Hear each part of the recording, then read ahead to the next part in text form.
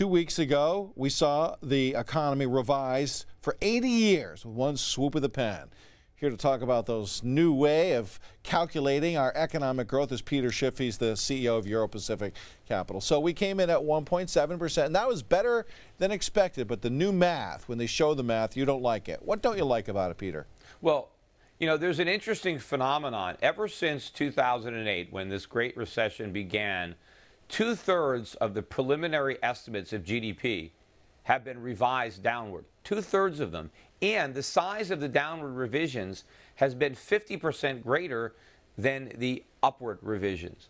I don't think this is an accident. You know, from 2000 to 2008, we actually had 2/3 as many upward revisions as downward revisions, and the size of the revisions was about the same. So I think we've been getting overly optimistic assessments from the government that the media will highlight. And then months later, as they're downwardly revised, they don't talk about it. Like when they reported the 1.7% growth for the second quarter, nobody paid attention to another downward revision. The first quarter is now estimated to be only 1.1. It was originally reported at 2.5.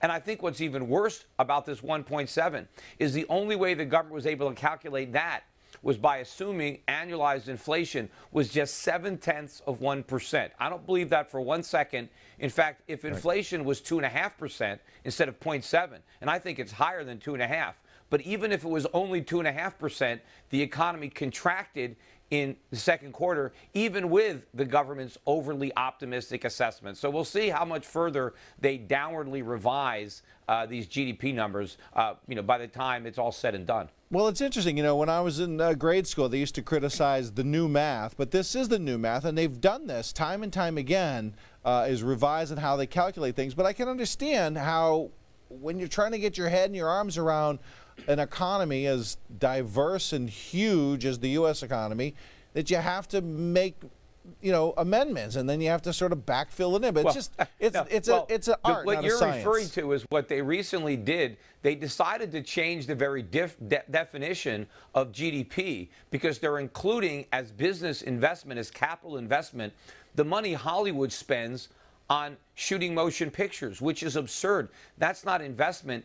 That's spending. I mean, if you pay a salary to Tom Cruise to star in a movie, the $20 million you pay Tom Cruise isn't the same as using $20 million to build a factory. But now it is. We're going to claim that those two things are equivalent. So we're changing the very computation. What GDP means now has a totally different meaning than when it used to. And why did the government do this? They weren't trying to be more accurate. They were trying to get a bigger number. And they see that our manufacturing sector is shrinking. Real capital investment is going away. And so what they're trying to do is label ordinary expenses on consumer goods, because a movie is a consumer good. It's not a capital good.